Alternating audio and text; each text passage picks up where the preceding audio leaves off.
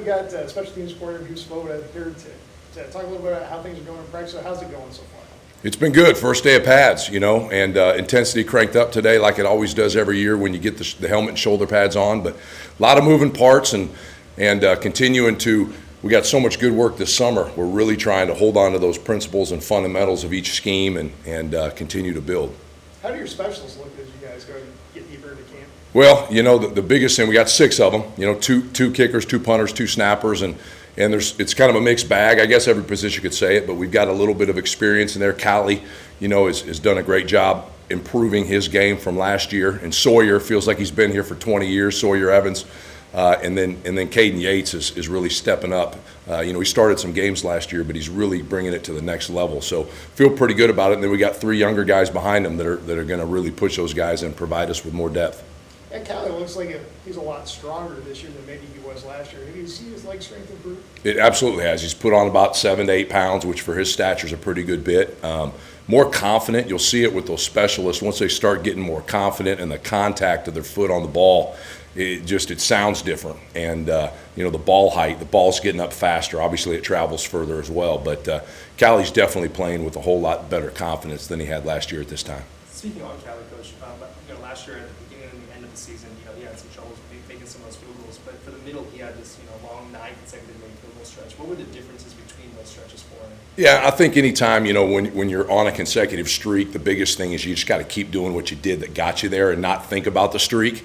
When he hit those 9 in a row, and then at the end of the season had some of those missed kicks and critical times. That second to last game against Temple was a big one, and it's kind of a double-edged sword. You don't want to forget about it because it's what drives you, but you can't dwell on it either. And you got to just find out what you're doing wrong mechanically or mentally. That where you lost that groove, and you got to find a way to get that groove back. It's like quarterbacks deal with it, golfers deal with it. Those sports that are very, the mental part is where it all starts. You can't just try harder. When you just try harder, usually it gets worse. So you got to address what the issues are, identify them, and really attack them. And sometimes not make too much of it because you don't want to make it more than it is. There's a definite fine balance there when you're dealing with a position like that. Absolutely. And then speaking of the tight end coach, just what are your thoughts about that group as a whole? Last time we talked, you were pretty excited to add a guy like Tre Williams, who won this season today. Just what do you kind of think of him as well? Yeah, absolutely. I mean, Tre is he's everything we thought he was hoping he was going to be when he got here and transferred in last offseason. We got 5 guys, and I know I said it last year, but the tight end room, they all walked in here, they all look different, and that's on purpose, because there's multiple. The tight end skill set, you got to run the routes versus the DBs. You got to block the big defensive end. You got to block the D tackle, block the linebacker, understand the pass protection, maybe block their best pass rusher. And so you got to have different guys with different skill sets. But it brings a lot of multiplicity to what we're doing. Similar to who we had last year. And then BJ is just going to continue to get better as he continues to improve and physically mature. He's got great hands, great ball skills. Connor Vaughn coming in, big physical guy, 260 pounds. Looks more like a traditional Y tight end. And we got Vic, who's coming back, and Grant behind him. So we've got 5 guys that really provide a lot of value to this football team. Is Tre a unique talent in terms of just his ability as a receiver? Coach has talked a little bit about using him, and moving him out, attached and things like that. Yeah, he's very unique. He's one of the fastest guys on the team. He's one of the top 5 fastest guys. He can run. He's 230 pounds. Has extremely strong hands. Got good enough length to play the position. He's extremely multiple. We feel very confident. In fact, when he first got here, the first 2 weeks, we intentionally had him working with the wide receivers just to get a real good conceptual understanding of the entire offense because he had a lot of H-back tight end work already in the past. And so blending those 2 things together, if you're going to be an effective tight end in this system, you better be able to run routes. That's bar none. If you're not, if the coach has to constantly be, I want to call this play, but he's out there. That's not a good feeling for the play caller. So all these tight ends understand, and Tre's got the skill set to do it. I got to be an adequate enough wide receiver to be an asset on the field. If not, they're just going to put somebody else in, that's 190 pounds. And so Tre does a great job. He's very, very disciplined, and, he learns the nuance to that position. He has a pro mindset. So is he one of those guys you could put out there and leave out there no matter what you're calling? Oh yeah, we'd feel confident. He can run. He can run the entire route tree. He can block in the core. He can block. I mean, he's really got a great skill set to be a true Swiss Army knife.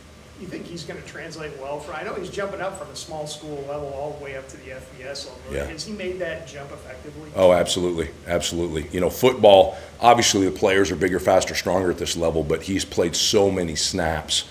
It's hard to show him something he hasn't already lived through as far as on the field. Yeah, I remember, you know, you can draw back to prior experiences 3 years ago, 2 years ago. You know, so the biggest part is the understanding, and he's just seen everything you can throw at him. But yeah, there's obviously, when you first get to a place like this, there's a little bit of a transition period, but you know, he has made absolutely no issues making that jump and that transition. And you know, sometimes I'll tell you, Coach, there was really good players at my level, there just wasn't as many of them. And sometimes you're playing a team, you know, at the level he came from, where they might have had one player at the position he was having to go against that week that was better than a lot of the guys at this level. That's why you're starting to see so many guys at those smaller divisions outgrow their situation and move up to the next level. You know, you're seeing it kind of everywhere. The next level from college isn't the NFL anymore, right? It's trickling up to the different divisions, and Tre's made the transition fantastic. Well, you guys have had some success in that regard. And Coach talked a little bit about it over the last few weeks here, you know, dating back to media day. Is he somebody that, like a Jaden Hill that we could see make that kind of progression and make it effective? Oh, without a doubt. You know, when you've played so many snaps at a previous school, you've already proven that you take care of your business on and off the field. You can do a game plan throughout the week where you can take what you learn in the meeting and apply it to a field. You can stay healthy. There's all these things that had to have happened. It's like your credit history. They have a really strong credit history when they transfer here from a smaller school, really from any school, where they've played a lot of reps because they've done all those necessary steps it took to get to the game on Saturday. It's the process. They've done it so many times, the weekly process, the offseason. So their credit history is really high. When you take transfers that have high credit scores, usually the success rate of those guys, barring an injury or something else, is way higher than somebody that either has a bad credit score or one that doesn't have a credit score. And so, you know, that's kind of how I look at it and just equate it to the real world. Yeah, I mean, you've obviously gotten to know him over the last weeks he's been here. What's he been like to coach? He's very serious. He's very mature. This is very important to him. And when you have somebody who's hungry, that wants to prove, number one, they can play at this level and realize that their clock is winding down and the window is shrinking, the attention to detail and the focus that they attack every single day with, you don't have to convince somebody like that this is important. Okay? In fact, they're going to tell you how important it is to them before they're going to beat you to the punch, because that window of opportunity to play football, college football, is shrinking. And you add that with somebody who has a lot of experience, is very intelligent, very aware of that situation, you're going to have a serious football player that's ready to maximize whatever their potential is. Speaking on the other side of that, Coach, what have you kind of seen from this batch of freshmen, you know, in the transition to the D1 level? It's the opposite of the long tenure transfers you're talking about. You're a former high school coach as well, so what do you kind of see from there? Yeah, I mean, I think the biggest thing is these guys are so grateful to get the opportunity right now, because their opportunities are minimizing to some point just because the mathematics of it, right? The bottleneck. The biggest thing as a high school coach now is those guys have got to just keep finding places for those guys to go play, because where you started isn't always where you finish anymore. It used to be such a negative thing, you know, guys, but now it's just kind of part of it. You got to somehow find a place to go play. That's always my recommendation to these high school coaches. Talk to your players about finding a place to go play. Get the process of being a college football player started somewhere. Okay, and then when they're getting to us, these guys right out of high school, you know, being the special teams coordinator, I get to work with them hot and heavy early. You know, so I'm like, listen, bud, hey, you want an opportunity to get on the bus or get on the plane? You know, getting on the kickoff or the kick return team, like there's 66 starters on special teams in those 11 units. Let's try to get in one of those spots, you know, create opopportunity. Have any freshmen kind of stood out to you so far in those particular units at all? Oh man, there's really so many of them. You know, I mean, there's so many to name that right now, like just are continuing to show. I mean, the learning. Like right now, what you feel like with the freshmen is they just started a calculus class and they were in pre-algebra last year. They skipped geometry and algebra 2, so you're trying to get them to understand the system. You know, so right now, I know there's a lot of really good freshmen that aren't really yet able to show how good they are because they're still processing, you know. But there's some guys in that group that are going to be good football players. I mean, probably if I had to name one, Caleb Hawkins, big, strong. He's a running back, but he looks like a linebacker.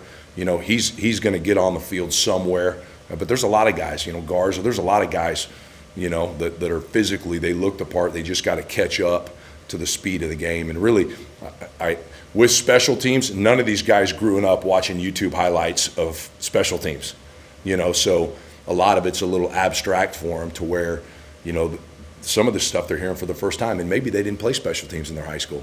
If you're the best player on your football team, you might not be on the punt return team or the punt team or the kickoff team. They maybe had you returning kicks, but you weren't blocking anybody on the kick return team. So when you get to college, a lot of this is the first time those high school kids have been exposed to any of it. Just like these college kids going to the pros. You want to make an NFL 53-man roster, you better be valuable on special teams. Yeah, I wanted to ask you, last season, the punt return unit got a block and scored a touchdown week 1 South Alabama. Just, how big is it for you when you see that unit and be able to directly impact the scoreboard? And how does that, idea kind of resonate with you in this fall camp process? Yeah, so just talking punt return, there's really a lot of factors to that. We blocked 2 punts last year, really almost had 3, but the biggest thing on punt return is they're giving you the ball back. Number one, you got to finish that play with possession of the football, okay? But you can score touchdowns a lot of different ways on punt return. We weren't great at it 2 years ago in fall of 23. It was an area of improvement that we focused on. We had a very dynamic punt returner last year, which helped, and we were a lot more aggressive up front, in how we attacked the punters, and we're going to continue that theme.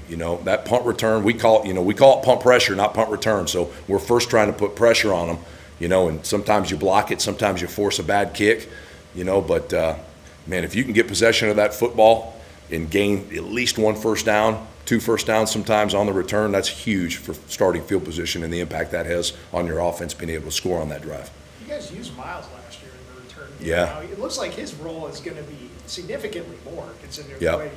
the way he finished last season. Do you guys feel comfortable with putting him back there? So as a punt returner, he's absolutely right now the A1 punt returner. That guy, that's a totally different play than kick return. It's just the speed of it, that dynamic ability, the tight spaces. So right now he is the punt returner. He's extremely dynamic, very, very similar to what DT was last year. I mean, he gets the ball in his hands. We're extremely confident. As a punt returner, you not only have to have great punt returning skills, but you have to have even better decision-making skills and courage. And he has got so much courage. He's tough. He's not huge, but he's tough. And he's extremely smart. So we trust him back there, number one. And number two, when he does catch it, he's going to make some people miss. Kick returning, he's still on the depth chart back there, but he's not the only one we have. We've got Shandon King, a big receiver that just moved in, that's lightning in a bottle. He can really go, and he's got a lot of experience doing it at his prior stops. Jab, that's Bex. I mean, he can run. He's a running back. Really, those little bit bigger bodies, because you're going to have to. Sometimes you're running into the smoke on that kick return, and you hope there's clear air on the other side of that door, but sometimes there's not. Sometimes there's fire. So you gotta really have the ability to break some tackles and make full speed decisions. There's not as much decision making. You're still some, but the kick return versus a punt return are totally different mindsets. So it is potentially going to be different people this year. Well, thanks, Coach. Perfect. Awesome. Thanks, guys. Coach, what's your All right, Rich, so how is practice going as now as you get a little further into it? It's going great. I feel better than the spring. I actually feel the best I ever felt in my whole college career. So it's a blessing to keep playing this game. Why do you feel better than you've ever felt? I just feel like I have, better taking care of my body, and I had a great summer this year. So I just feel like more in tune with it and ready to go. Especially being at the last ride. I guess I got more motivation in my tank. Last year for you, Richard, was one of the first years you were able to play, entirely full season. What are you kind of expecting for this one? How are you kind of hoping to continue that streak in Texas? I just want to keep leading by example. Keep doing me. Taking the guys along with me. I got brothers on this team. This is a family game. This is not just me. You know what I'm saying? But at the same time, I feel like I do have some doubters in a way. So I'm trying to make a little noise, and just keep playing humble and keep pursuing it through God's word. Speaking on some of your fellow teammates, right? All of you guys transferred from St. Houston. Just what was your personal perspective on transferring to North Texas with them? Like I said, it's family. So every day is a blessing. Being with these guys. Very close with them. Bonds very tight. We hang out outside of there. So you know, as we get on the football field, it's way more easier, way more comfortable, and I just play the game I love. Why do you think you have that kind of family relationship with all these guys? As you get to grow with these guys, you know, you learn more about them. I know one of them I'm really close with, David Fisher. You know, same hometown kid. We actually kind of played Little League together, didn't even know it. So, you know, as we, you know, bring Dave and all of them, Trey, Bryce, you know, things like that, I talk to them on a daily, and I get to know them outside of football and who they are as a person. And, you know, as we keep doing that and they keep opening up, pouring into me as well as I pour into them, you know, it feels way more easier when I'm on the field. That connection, that bond, I ain't even got to think twice.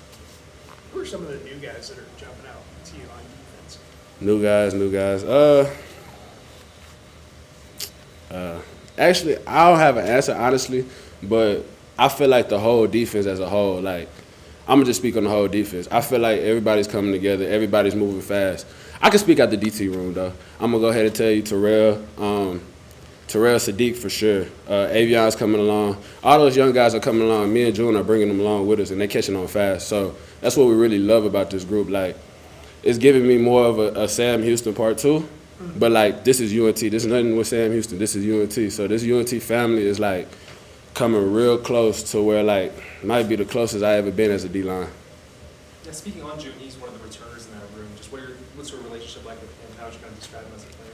When I first walked on, like, you know, I came in and everything like that. It's like we clicked right then and there. That's like my brother, like without blood, really. Because me and June talk every day. You know, we always talking, like, outside of football and things like that. You know, always joking around. You get on my nerves sometimes, but, you know, always joking around and I always keep that bond tight. And he knows what he got at stake. I know what I got at stake. So we was on the same page, like, from day one in spring. So I love June, and him as a player, he's very tough, physical. And I feel bad for old linemen that's going to see us. Yeah, speaking on that interior defensive line range, what do you feel like are the biggest strengths of that group? Tough and physical. And we, like, locked in focus. Like, Coach Ike and Coach Rich, they preach daily about locking in, being focused, being tuned in, being dialed in, and always remember your why. So, like, when we come out here, everything's attention. And like Coach said today before we broke out, we're blessed to play this game. Like, everybody doesn't get this opportunity to do it. So when we come out, we attack the day. We know what we have to do. We get on, get off. I guess it's going to depend largely on that defensive line and the system with the four-man front. How is that group coming together? We come together real tight. Like I said, real tight. It's more family than personal goals. Like, everybody knows what they have to do. Everybody's playing they key, they 111. And so like Coach Rich said, we make plays when it comes to us. So you think that's going to be a strong group up front? I have no doubt in it. No doubt at all. Stopping the run has kind of been one of the biggest, Achilles heels of this team the last couple of years. What is your kind of outlook on that part of defense and how is the defensive line prepared for that goal? Yeah, that's all I've been hearing about, stopping the run, things like that.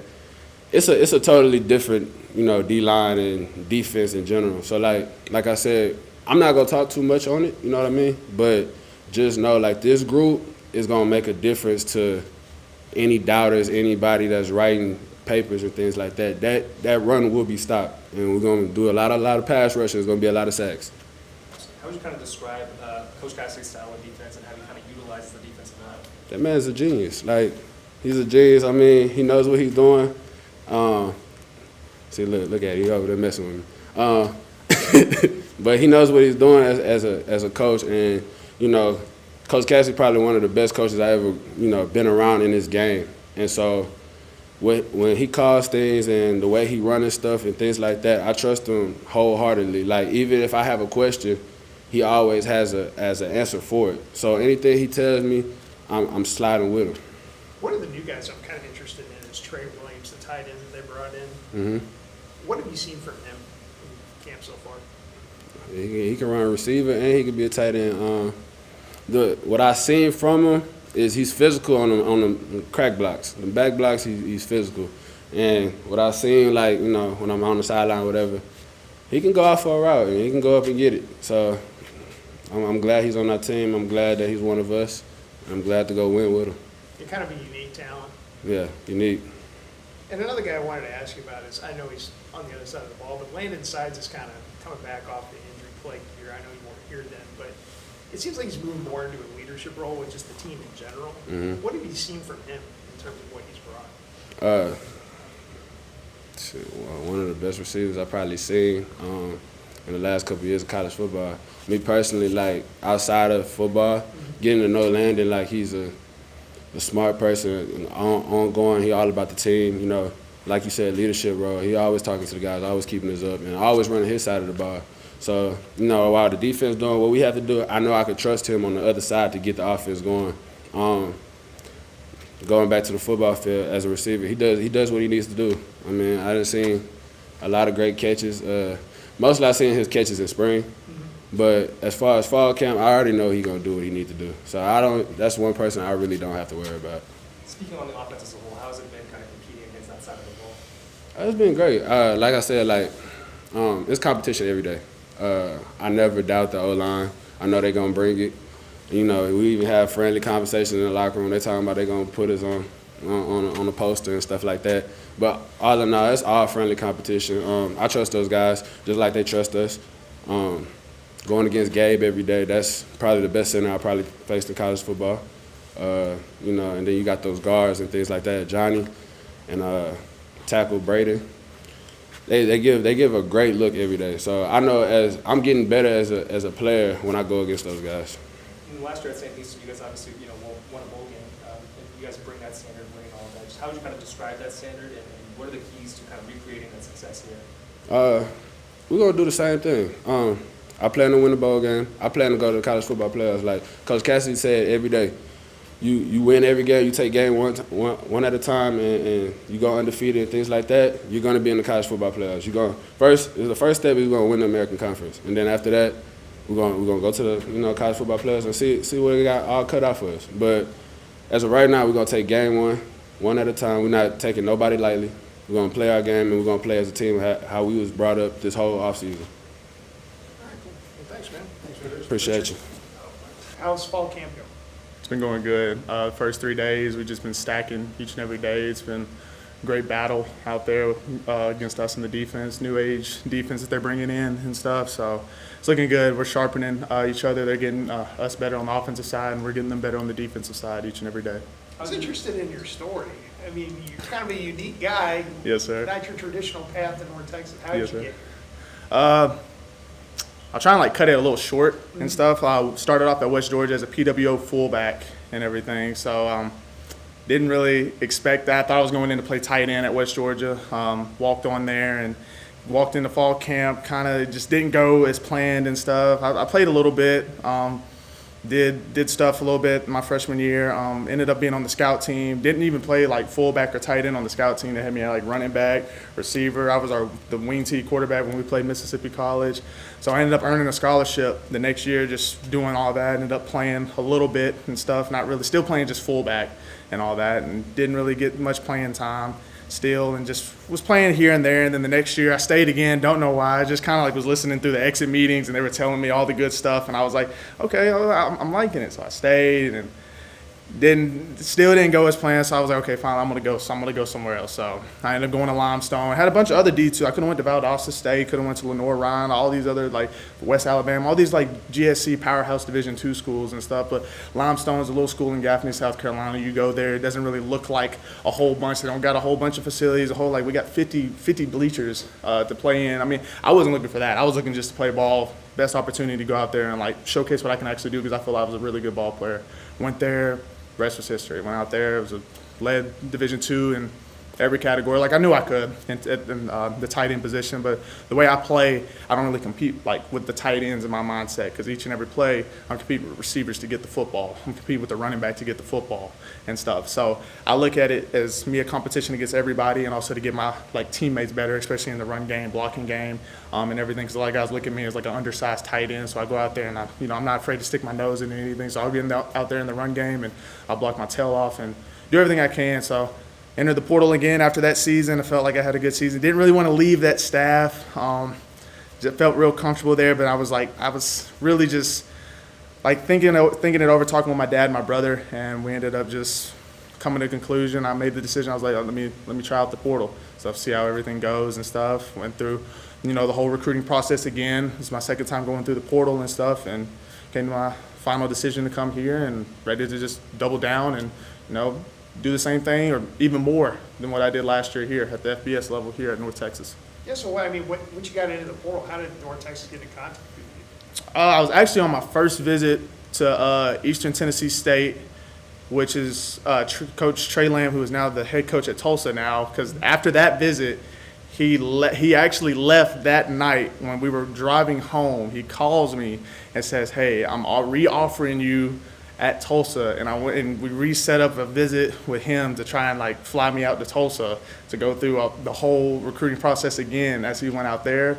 But when I was on my visit with ETSU at the time, that's when Coach Svoboda called me, and so we got in contact with that. He asked that I would have any interest out in North Texas and stuff, and in my mind I was like, of course. They were one of the first FBS schools to contact me. It was North Texas and Old Dominion were the first two schools to really get in contact with me, and I went ahead and set up dates with them and stuff. So that was really how it started. Coach Svoboda really just called me on one of my visits and asked if I had interest, and going through doing my research and stuff, I was like, let me try this out. I saw how high-powered the offense was and felt that I could fit that system. They saw that I believed that they needed a tight end, and I believe that my skill set fits this system perfectly, especially since they're mainly a base 10 personnel team, but I see myself as a 10.5 personnel guy. I feel I can do anything a wide receiver does and more, because I feel you can't really take a wide receiver, put him in the court, and have him block a linebacker or defensive end, but you can do that with me, and you can also take me out and put me outside, and I can run every route that they run and stuff from the Y or from the H and stuff. So that's kind of what I saw in myself in this offense, and I believe that I fit this system very well as a tight end. Yeah, is it just a cool opportunity for you to go play at the FBS level after all you've been through? Oh, it's amazing. My dad has really been very, very good at kind of keeping me and my brother level-headed and stuff. So I kind of just keep it even keel with it. This is a blessing, a dream come true of mine. Being a walk-on and just earning. Being able to come here and be on scholarship and be able to not help my parents out and stuff. They don't got to do anything. I don't have to take out no more loans or anything. It's really just I'm just grateful for the opportunity that I'm getting. It's definitely a dream come true to come out here and play at the FBS level. It seems like you settled in really well with this team from what Coach and the other guys on this team have said. Have you made a quick transition to kind of finding yourself in here? Yes, sir. I wouldn't really say quick. I was a little slow at first coming in, just getting the nerves out. But after after a day, I really felt good during spring. Felt real good, comfortable with everything. I was here early mornings with Coach Davis, Reese, and Cam Dorner up here, getting the playbook down, taking notes every morning, making sure I got everything that I need to know down from the receiver position and from the tight end position. And I just came in, once the nerves just came out, I just went out there and just played my game like I know I can. Are there a lot of differences being at the FBS levels compared to some of the places you've been at before, just with what your opportunities are? I'd say the only difference is really just the speed of the game. That's really the only difference I can say. The speed of the game definitely is you can tell safeties are a lot faster, D-line's a lot bigger. Guys are a lot smarter. They understand what they're supposed to do. You don't really have a lot of people missing gaps and not really a lot of wide open holes. You really got to be there to plug that up and clear it open for the running back and stuff. So really everything in the run game to me, I would say it's just a lot quicker. Everything just happens a whole lot faster than it did at D2. Oh yeah, but just in terms of the opportunities you got, they're better facilities. They feed you better. Is it just nice to have some of that Oh, stuff? yes, sir. It definitely is. Everything, all this stuff that Miss Kayla and all them do for us when it comes to the nutrition side, it's really up to us if we want to take advantage of it to really be the best version of ourselves that we can be and stuff. And I'm taking full advantage of that to try and help put my best foot forward for this season, my last year. Yeah, so this is your last shot at it. So what are you hoping to accomplish here in this one-off here in North Texas? I really had a pretty good season last year. First team everything, first team all SAC, first team all Super Region, first team All American. Looking to do the same thing at this level. There's no difference. I'm not coming here to be average. I'm coming here to be the guy, and I'm coming here to double down on what I did last year and just continue to stack. That's just my goal. I'm looking to accomplish my goals and dreams of winning a championship here. I've never won a championship, so I wanted to win a championship here with this team and also compete and be the best player I can for this team and be an All American player, because I feel if I go out there and do my thing and do the things that I know I can do. It'll just help put this team in a better position to win. Yeah, because they lost Oscar after last year, who was a pretty good tight end for this place. How do you fit into this offense with the way they're using you? Really athletically. Like I was saying, I can do everything a receiver does, but I can also go in and, I can block in the core and stuff. 6'3", 230 pounds. I can do everything that I feel like a tackle can do, and then I can go out and split out and go out there and block corners and be everything in the screen game, and then run routes like a receiver. Yeah, and I was working on something on Landon's side. He's kind of become one of the leaders of this team. And then this year, as a new guy that's coming in on offense, has he kind of helped you with the process of settling in here? Yes, sir. He's come over to the house a lot. Me, Landon, Reese, Cam, all of us are like real good, real close. So him first coming in, he was like one of the first dudes I met outside of Reese and Cam that came over to the house. So he helped like give us like what we needed to know, like when it came to like the playbook, what we needed to know, like when it came to the weight room and stuff. So he really did help like make this transition a lot easier. Yeah, I guess I just got only one question. You gave plenty. Coach Morrisman said that you've kind of established yourself as the guy in that tight end room. What do you feel like you've shown in your time here to have that leg up on that starting position possibly? I would say I just came in and was led by example. I don't really say too much in the room and everything. I kind of just go out there and handle my business, lead by example, because everybody in that room is like mature enough. They all know like what they need to do and everything. So I just come in, just lead by example, and like I said, I just go in there and just make plays when my number's called and stuff, and I'm just staying patient and just waiting for the opportunities to go out there and just showcase what I can actually do. So I believe that's just something that made me get a leg up. I was just patient, just how quickly I came in and like learned like the playbook and everything. They started me out as like a receiver type guy during the spring, and then like they transitioned me back into tight end and stuff. So me being able to adapt and like do different things, step out of my comfort zone and stuff, and be able to like adapt quickly, I feel like that just kind of helped like put me in like a greater position to show like why I could actually be the guy for this team. Kind of took the long route to get here.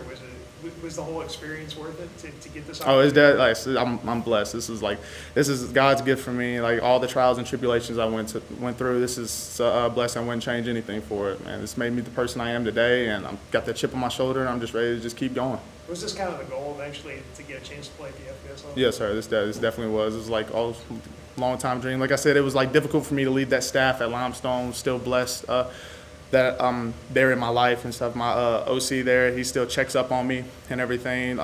He see how I'm doing, how my transition went and everything. He just always checking up on me. And then my old quarterback, who is also the OC at North Greenville now, shout out Dustin. Like I was just blessed. He checks up on me every day and stuff. So I was just blessed to be a part of that Limestone team. But this is definitely a goal and a dream of mine to play at this level. Well, thanks, Trey. Appreciate the time. Yes, sir. I appreciate y'all. Thank you.